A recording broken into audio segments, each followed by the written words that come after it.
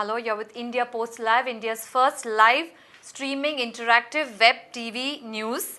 And we are taking in conversations. Today we will be talking about the Indian stock markets and how they are facing a very positive rally in the last 2 weeks. But on Wednesday, it hit an all-new low.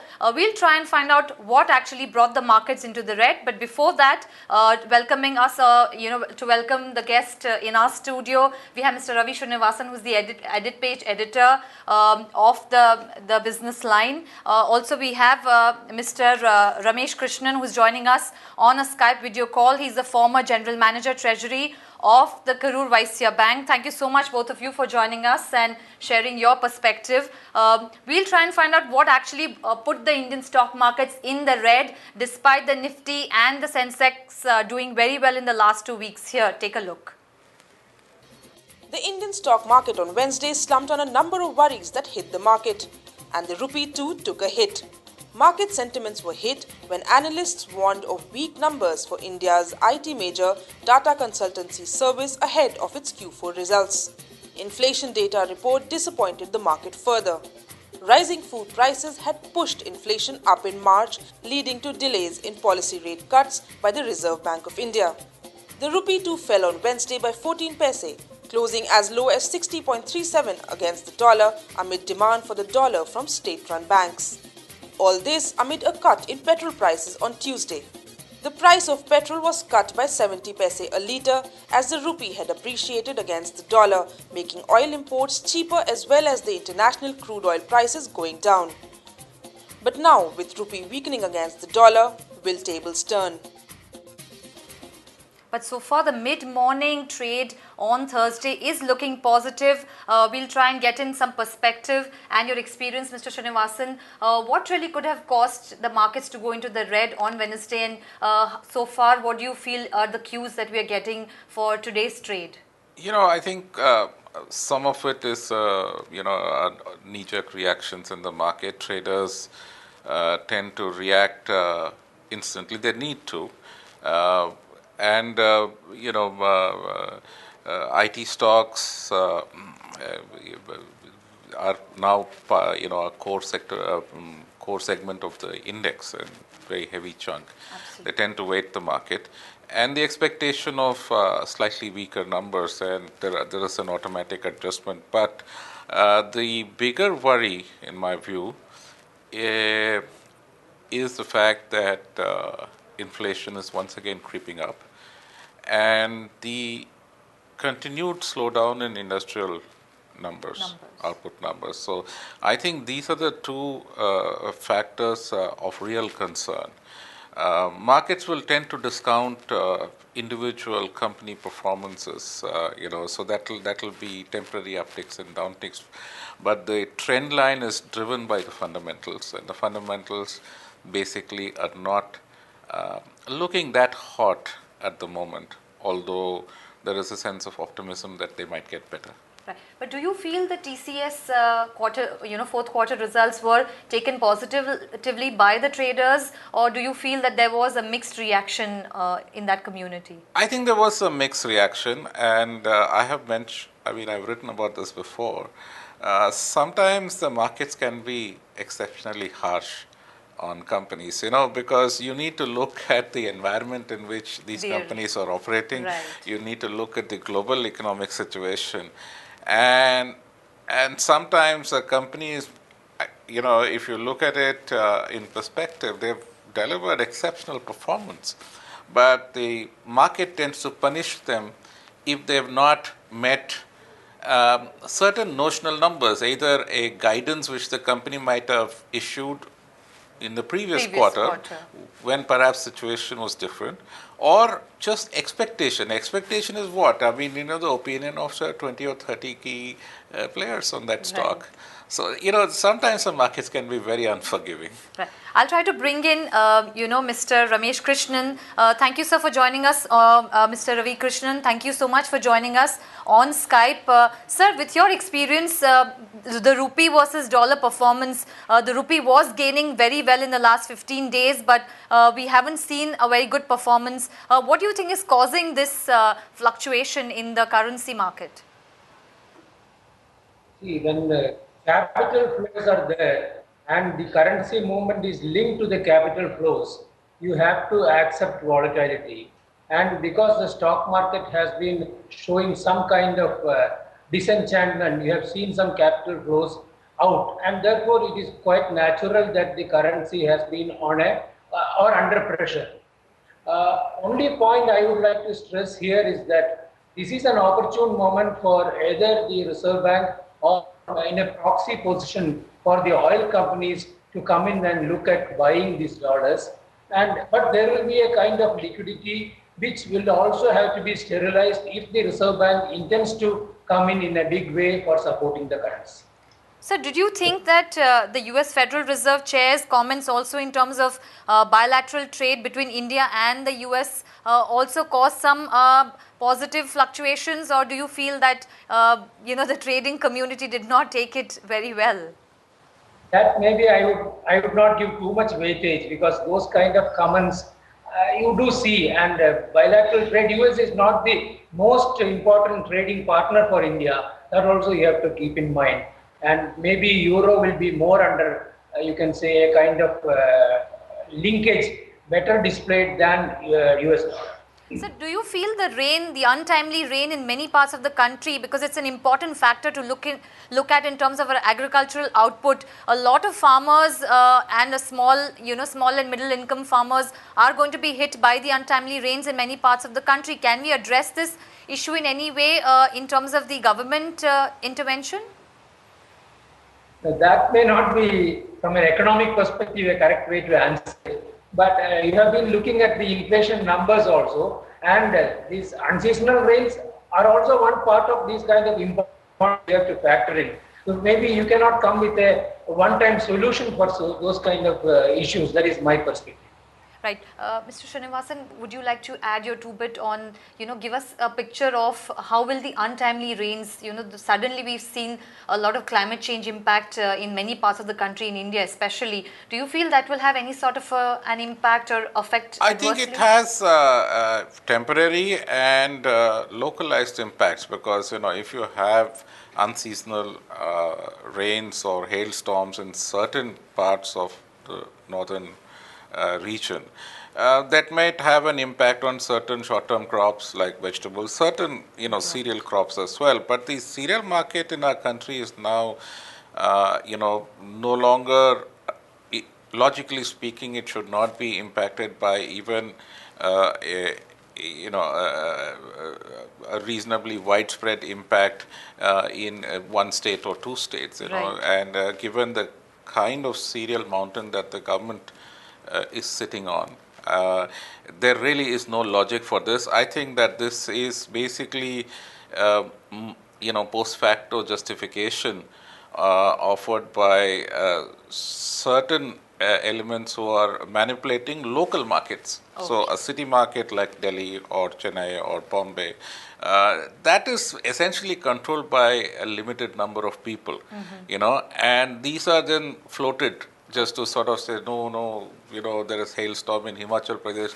What does Himachal Pradesh supply to Delhi? All But the sir, there's vegetables been in in Delhi come Maharashtra. from Haryana. But what about And Maharashtra, Uttar Pradesh, Western Uttar Pradesh. True. Right? Yes, last time there was certain crops and certain things can get impacted. There was an impact on onion prices, as we all know Yes. and remember very well, because of climatic reasons in Western Maharashtra and the onion belt. Exactly. But that is not happening all the time. I think this basically that there is the supply side issues in food. One is there are a certain set of issues related to grain prices, which are largely the fault of the government, right?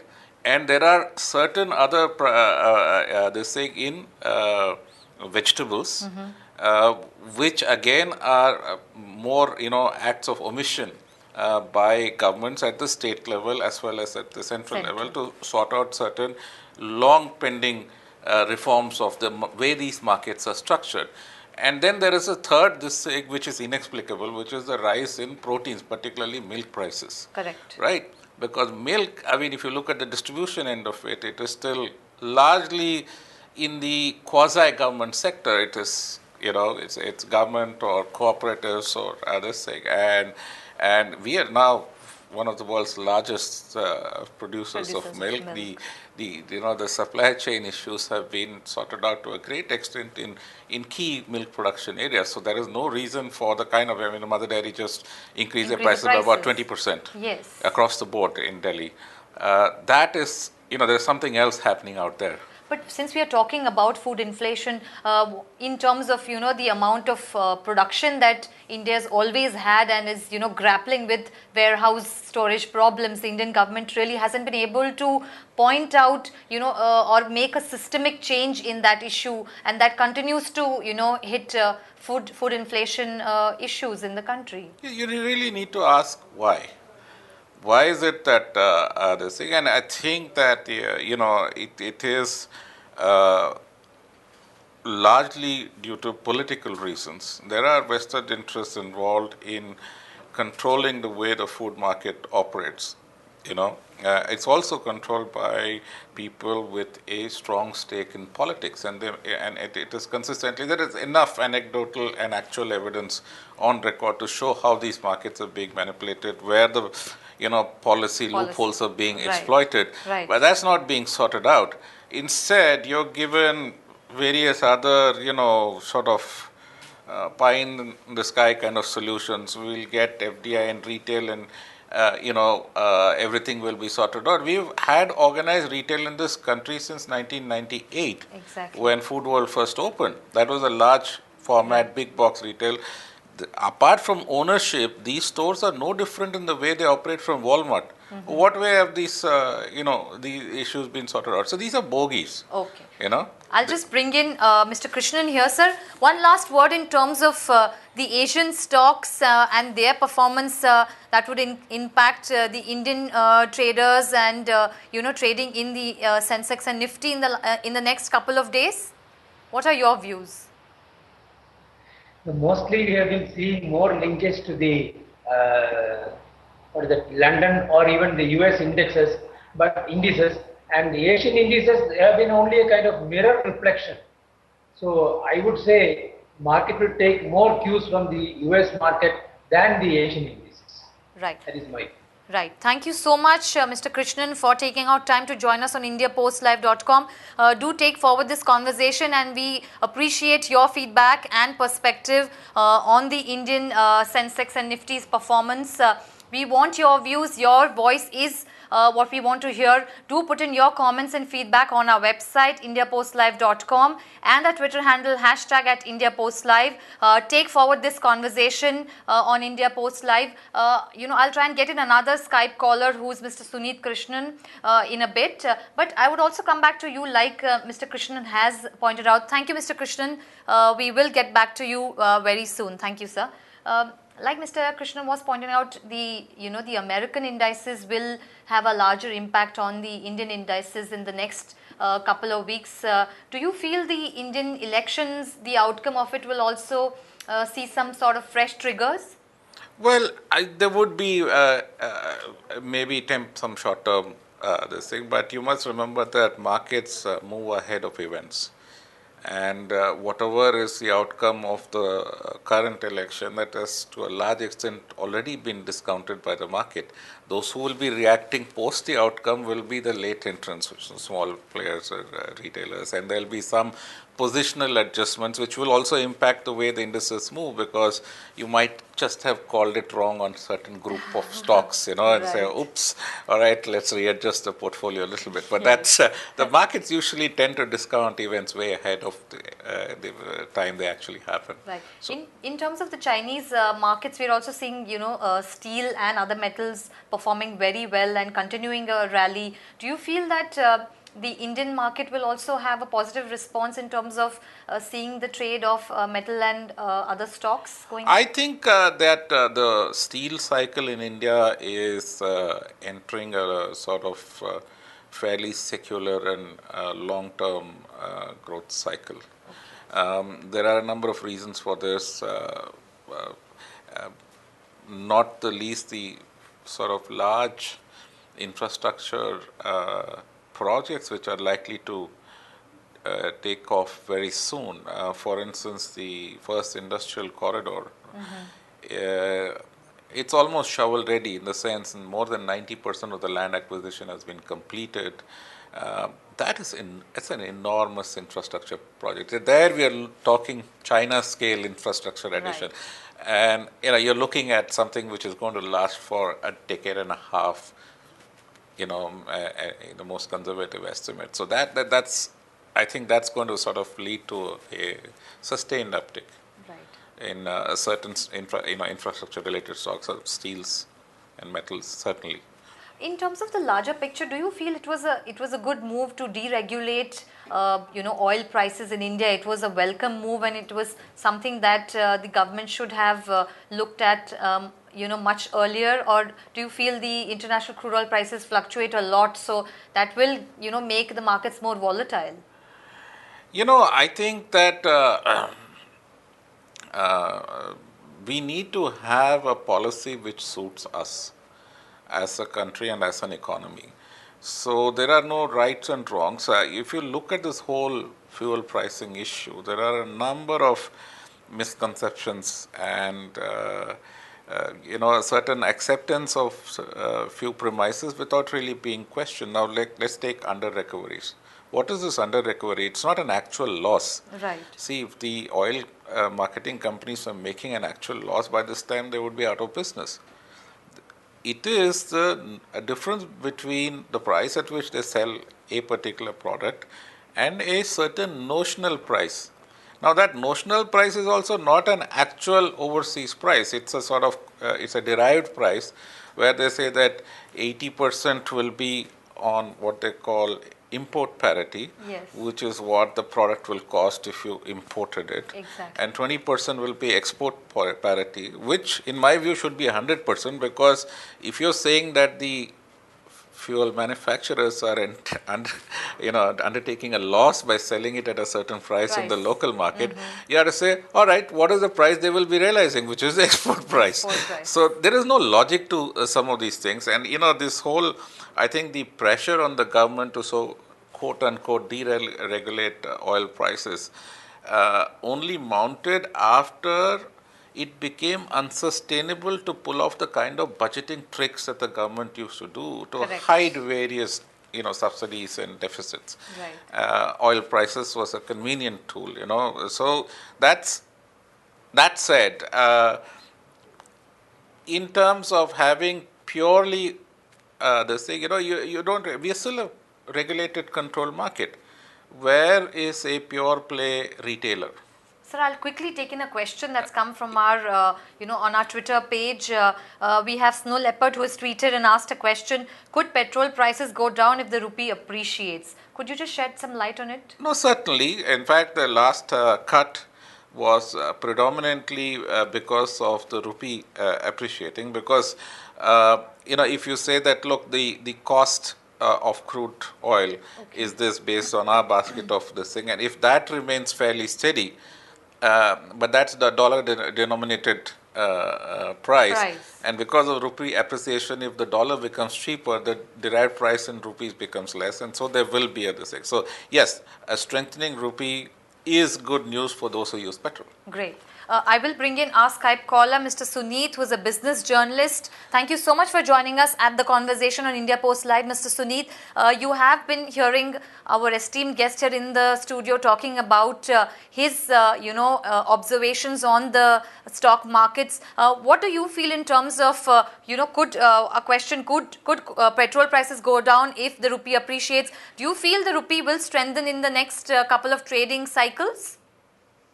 Yeah, sure. I mean, when you talk about rupee, it is very much linked to the markets. How the markets are behaving. Like for example, if you talk about a scenario where the markets go up, the investors are going to invest in your economy. So obviously, when the dollars are flowing in, then obviously it is pure economics that the rupee will appreciate. And in case the rupee appreciates, then oil prices will definitely come down. So if you see a stable government next year, be it Modi, be it anyone else, though anyone else is not a condition this year, then obviously what I feel that the crude, I mean, the oil prices in India are definitely going to go down. Did you feel positive in terms of the mid-morning gains that the Sensex and Nifty saw? Nifty is trading very positively and rallying on a high note so far. What do you foresee at the end of trade today, sir? It's a Thursday. Yeah, it's a Thursday and it's the election day. It's like the biggest Lok Sabha, I mean, the fifth phase is the biggest one. And we are seeing a huge turnout in terms of UP and Maharashtra. So obviously there are high expectations. And plus these are the bastions of Modi right now, if you talk about any opinion poll. So obviously the markets are doing well and they are going to go good in terms of, in terms of numbers and levels right now. That's a given. And talking about the today's gains, well, today's gains, the Sensex has crossed 12,050 and the Nifty at 6,700. It's a really nice number. And, I was just going through some of the articles today, and a renowned analyst has said that a BJP-led government can even take it as high as 8,000. So just imagine 8,000. So today I'm quite hopeful. In the coming days or probably coming month, I'm quite hopeful about Nifty and Sensex, and the crude price will definitely go down. Mr. Suneet, would you actually recommend short-term traders to be cautious in the next couple of trading cycles, or would you recommend that they go all out, in terms of the Nifty short-term traders? Yeah, Nifty short-term traders, I would say that, okay, if you are a short-term trader, a lot will depend on the markets and the election outcomes. And if let's say if there is a case where Modi is not able to form a government, which is highly unlikely, but then if some sort of a scenario like that comes in existence, then obviously there might be huge trading losses because this might turn just into a Modi bubble, which might burst. So there is a scenario where a stable government comes to the center and everyone gains, everyone benefits. And there is a scenario where, because the opposition is nowhere in existence, so something like a Khichdi government or a third front or something of that sort comes. And then the biggest losers will be the short-term traders. So what could have possibly caused the markets to go into the red yesterday? Are there factors that you could possibly, pinpoint or come down to in terms of making the rupee also weaken and, making the Nifty and Sensex trade in the red? Well, I mean, the markets reacted, like I said earlier, to two or three things. One was a set of numbers coming from the IT sector, particularly the bellwether stock. The second was inflation, and there was the industrial output numbers had been released just a day or two earlier. So these are these are the concerns which are weighing on the market right now, and the fact that inflation is once again creeping up, which means that the Reserve Bank may not cut interest rates as was anticipated earlier, or maybe not reduce it at the kind of same rate that the market was expecting, which is again going to have a reinforcing effect on the industrial output numbers. So these are concerns which are weighing on the market, and I think that's what pushed the market down.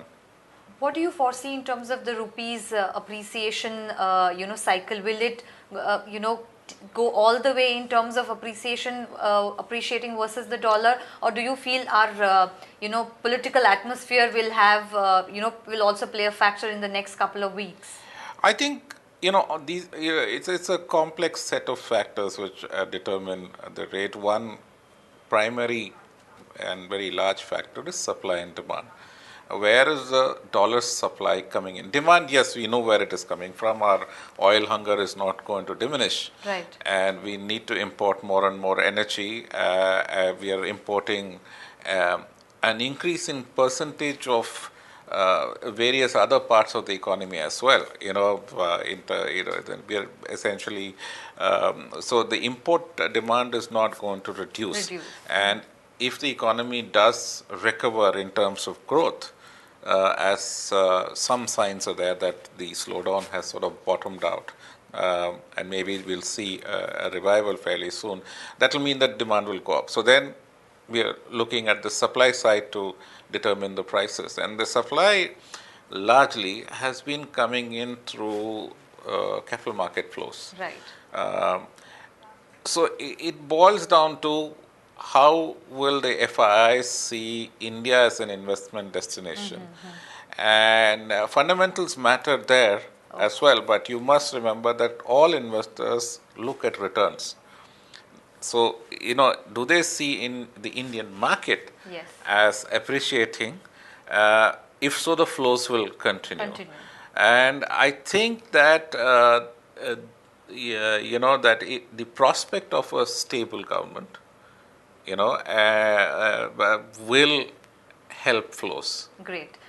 One last comment, we'll wrap up the show on a positive note possibly. Mr. Suneet, one last comment on your views of what you foresee. Tomorrow is a bank holiday, Good Friday, so markets trading will open on Monday. What do you foresee in terms of the opening bell on Monday then? Yeah, opening bell, I would say that, with this kind of polling happening today, it's going to be positive for sure. And it all boils down to, okay, how much is the voter turnout? So if the voter turnout is great, as we have been seeing in the initial, media reports, if that is going to be good, then obviously I think that Monday it's going to be pretty positive. Okay, thank you so much for joining us at the conversation on India Post Live. We appreciate your comments and views. Do take forward this conversation on our Facebook and Twitter page and our website as well. Mr. Srinivasan, one last comment. Tomorrow is a bank holiday. What would you recommend for the traders in terms of the opening bell on the Sensex and Nifty on Monday? Well, my sense is that the market will start on a positive note. So I think you need to prepare your strategy accordingly. It will, at least for, the other panelists pointed out, if the indicators are that there is a strong increase in voter turnout, and strong increase in voter turnouts have traditionally been associated with regime change. Yes. And if that regime change is already being viewed positively to the market, I think the market will go up. Just one last question I wanted to know in terms of the global atmosphere and the indications we are getting from the bigger economies also. India is considered among the top 5 fragile economies according to reports. Do you feel a stable government will change that? We will have better industrial output. We will see rupee gaining at some point in the next couple of months. Is it a crucial stage we are at? I think we are at a very, very critical stage because a lot of this fragility is self-induced. Right. It's due to, what people have termed policy paralysis. It is due to, a number of actually solvable problems which have been imposed on certain sections, whether it is mining, whether it is energy. Yes. These are solvable issues. There are solutions available. And the hope is that if you have a stable government, and a stable government would mean that it's fairly confident that it's going to last the term, and would therefore have the confidence to take certain decisions, and then that these solvable problems get solved. If that happens, I think we are back onto a reasonably good growth trajectory. Great. Thank you so much, Mr. Krishnan and Mr. Sumeet, for joining us and sharing your perspectives on the scenario for the Indian stock markets, the Nifty and Sensex looking at rallying and possibly a positive trading note that it will open on Monday. It's a long weekend ahead, and here's hoping that complex factors notwithstanding, the stability of what the outcome of the 16th May results in the Indian elections, the largest democracy in the world, with the outcome will determine how the stock markets and how the rupee possibly gains in the next couple of months. Experts say it's a critical stage that the Indian economy is looking at. Thank you so much for joining the India Post Live discussions. Please put in your feedback and comments, and we want to hear from you. Thank you.